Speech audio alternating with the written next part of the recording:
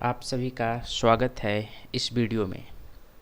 तो एक और अनसुलझे जो आपको परेशान कर रहा था, उन्हीं सवालों के साथ हम आपके सामने उपस्थित हुए हैं, जिसमें बहुत से ऐसे छात्र हैं जिनके मन में यह क्वेश्चन रहता है, who is eligible for NIMCET. कौन लोग निमसेट के लिए एलिजिबल होंगे। चूँकि यह क्वेश्चन जो भी निमसेट की तैयारी करने वाले छात्र हैं उनके मन में ज़रूर उठता है और अपने आप को वह चेक करना चाहते हैं कि हम एलिजिबल्स हैं या नहीं फॉर निमसेट के लिए। तो इसी क्वेश्चन का आज आपको सॉल्यूशन मिलेगा और इससे जुड़ी सारी जानकारी हम आपको बताने वाले हैं, तो आप हमारे वीडियो में बने रहें। सबसे पहला बात है यहाँ पर मिनिमम एजुकेशनल क्वालिफ़िकेशन क्या होना चाहिए। अगर आप निमसेट का एग्ज़ामिनेशन देना चाहते हैं और एमसीए में एडमिशन लेना चाहते हैं तो हमारा मिनिमम एजुकेशनल क्वालिफ़िकेशन क्या होना चाहिए। तो सबसे पहले निमसेट बीएससी करने वाले भी छात्र एग्ज़ामिनेशन दे सकते हैं। बीएससी ऑनर्स करने वाले भी छात्र निमसेट के थ्रू एमसीए कर सकते हैं। बीसीए वाले और BIT of the minimum 3 years full time from a recognize university. अगर आप बीएससी हैं, बीएससी ऑनर्स हैं, बीसीए हैं या बीआईटी से हैं और आपका फुल टाइम्स किसी रिकग्नाइज यूनिवर्सिटी से कंप्लीट किए हैं या कहा जाए डिग्री लिए हैं with mathematics statics as one of the subject. यानी ध्यान रखिएगा, अगर निमसेट में अगर आपको जाना है तो मैथमेटिक्स यहाँ पे इम्पोर्टेंट पार्ट्स है और स्टैटिक्स, क्योंकि बीएससी अगर आप किसी पेपर से किए हैं और मैथमेटिक्स नहीं है या स्टैटिक्स नहीं है तब आप निमसेट का एग्ज़ामिनेशन नहीं दे सकते हैं।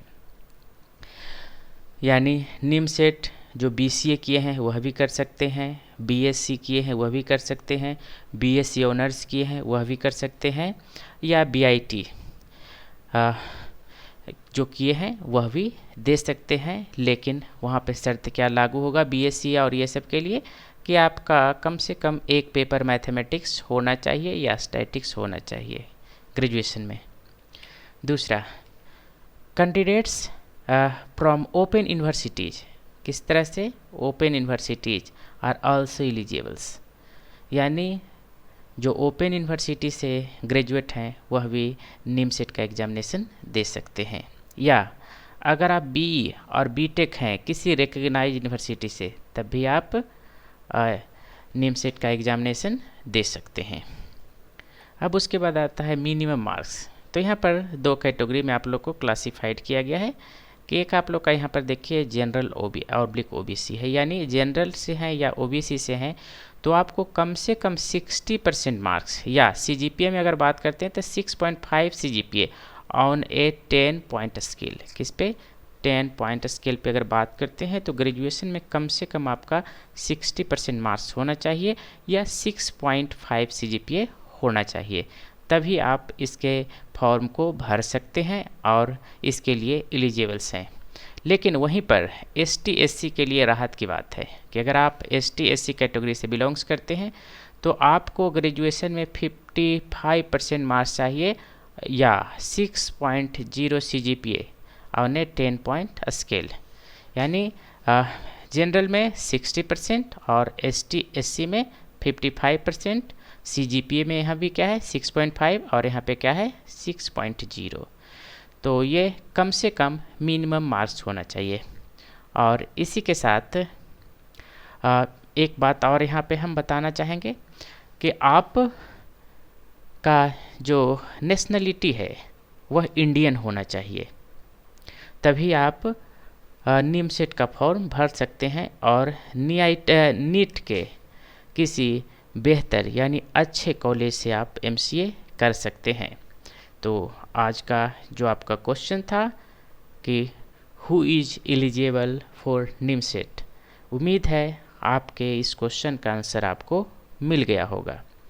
तो मिलते हैं फिर नेक्स्ट वीडियो में, क्योंकि आपको हमेशा हम निमसेट से जुड़ी जानकारी से अपडेट करते रहेंगे। इसीलिए आप अगर हमारे चैनल पे नए हैं तो आप इस चैनल को सब्सक्राइब कर लें। निमसेट से जुड़ी जानकारी, साथ ही साथ निमसेट में किस तरह के क्वेश्चन आते हैं, क्या क्वेश्चन रिवाइज होता है, क्या हम निमसेट को कंप्लीट आसानी से कर सकते हैं, यानी ऐसे अनसुलझे सवालों का जवाब लेकर हम फिर एक बार उपस्थित होंगे आपके समक्ष। तब तक के लिए धन्यवाद।